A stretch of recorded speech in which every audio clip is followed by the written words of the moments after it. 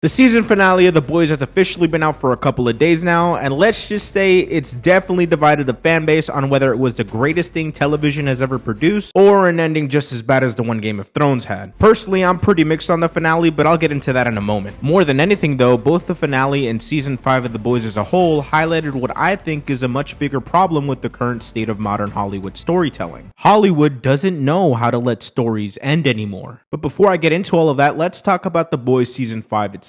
Episodes 1 through 3 were easily the strongest part of the season for me. Episode 1 especially starts off incredibly strong with the conclusion of A-Train's arc, which in my opinion is one of the best character arcs in the entire show. It felt earned, it felt emotional, and honestly, it just set the tone perfectly for what I thought this season was going to be. And for a while, the show did actually kind of deliver on that. Episodes 2 and 3 kept the momentum going from episode 1, the stakes felt real, and it genuinely seemed like the show was building towards something huge. But then episodes 4 through 7 happened, and man, everything just fell apart after that. The pacing during this stretch of the season is painfully slow, man. There's barely any urgency, which is insane considering this is supposed to be the final season of The Boys. Instead, a huge portion of episodes 4 through 7 is just spent setting up the Vought Rising prequel series through Soldier Boy's backstory and just the entire V1 storyline. And that's where one of my biggest problems with the season starts. On paper, the idea of Homelander actually obtaining V1 so he could finally become immortal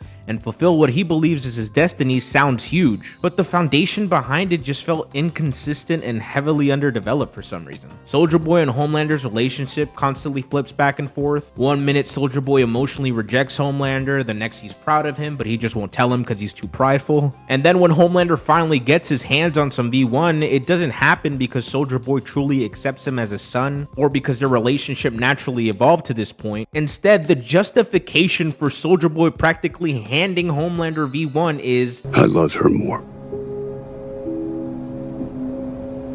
And this is what she would want. Clara would have wanted this.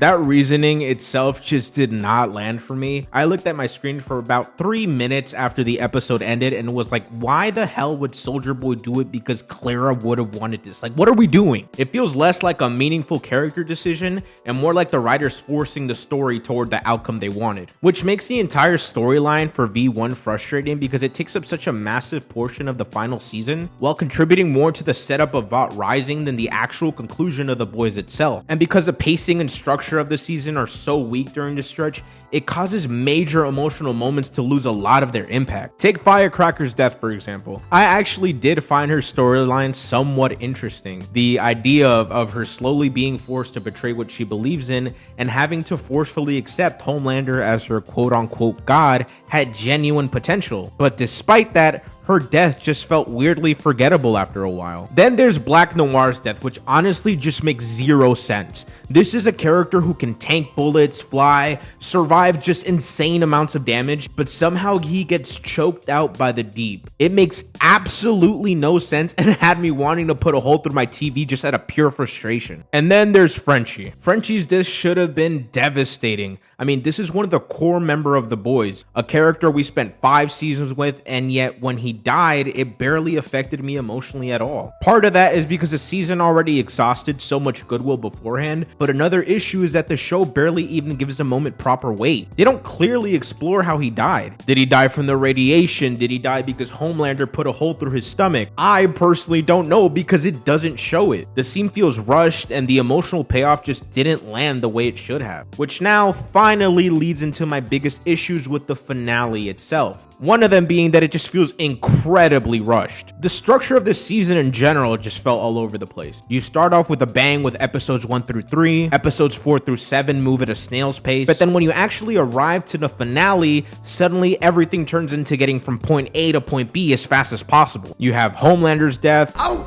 suck your dick. then Butcher's death, cue some Billy Joel, roll the credits, and that's it. That's the end of the story. If anything, the show should have rushed through episodes 4 through 7 and allowed the finale room to actually breathe. Because for a finale that was marketed as this massive apocalyptic conclusion, it weirdly feels small in scale. The promotional material made it seem like we were about to witness complete chaos and the collapse of everything these characters had built towards for 5 seasons, but the actual execution feels surprisingly restrained. And don't get me wrong, I did genuinely enjoy parts of this season and personally think that season 5 is better than season 4. But the more I sat with the ending, the more I realized what my biggest issue with the finale truly was. It was what the finale felt afraid to do, and that's actually commit to being a proper ending. Instead of feeling like the definitive conclusion to one of the biggest shows of the last decade, the finale constantly feels like it's leaving the door cracked open for whatever comes next. I mean, think about it. You have Soldier Boy still alive in a cryogenic chamber at the end of episode 7. Stan Edgar regains control of Vought in the final episode. Huey, for some reason, gets contacted by the president himself about working for the Federal Bureau of Soup Affairs. Starlight and Huey are expecting a child that could easily become important later on, and the show practically tells you there will always be another Homelander as long as Vought exists. As long as there's Vought, there'll be Soups, and sooner or later, some cunt that's already out there becomes the next Homelander.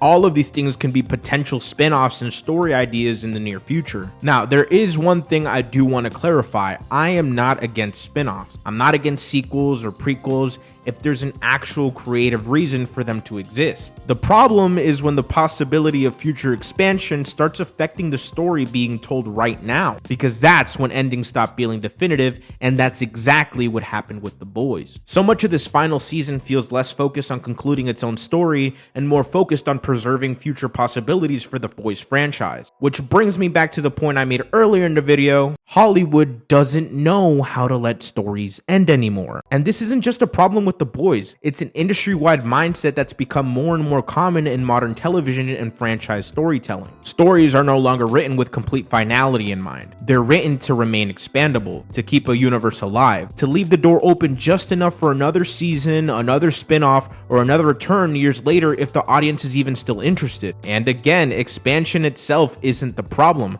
Some spin-offs genuinely add to the worlds and characters they come from without taking away from the original story. An example of that would be Young Sheldon. Whether you like the show or not, The Big Bang Theory wasn't sacrificing its own ending just to set up another series afterward. Young Sheldon came later as an expansion of the world, not something the original finale built itself around. The same thing could be said about Breaking Bad and Better Call Saul, where Breaking Bad didn't sacrifice its finale in order to set up Better Call Saul as a series. There's a difference between naturally expanding a completed story and refusing to fully conclude one in the first place. And that distinction is where the problem starts to show. Besides The Boys, you can also see this in a show like Stranger Things, for example. One of the biggest television shows in the modern era finally reached its finale, and while it was already a heavily debated ending in terms of quality, what stood out even more to me was what came after. The Duffer Brothers, the creators of Stranger Things, have recently suggested that if audiences are still interested in 20 years, they would reveal Eleven's fate, which is exactly the kind of mindset I'm talking about,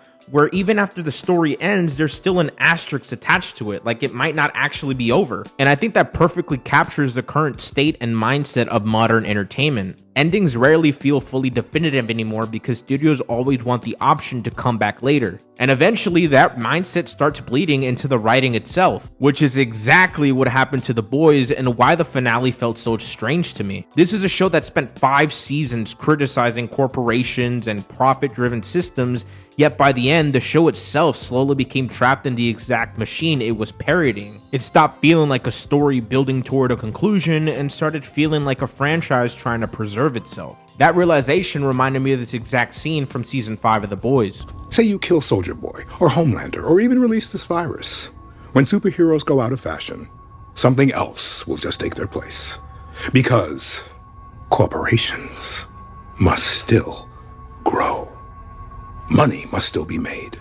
The machine must still be fed. That is the way of the world. That scene used to feel like a critique of the systems inside the show, but now it feels like a description of how the final season itself was made. The point Stan Edgar is making is simple. Nothing ever really ends. The system just shifts, reshapes, and continues. And this isn't just exclusive to The Boys. It's something you can see across modern Hollywood storytelling as a whole nowadays. When you start basing a story's direction on potential future projects, you sacrifice the story you're trying to tell in the present. But as long as studios are making money, they don't really care about that.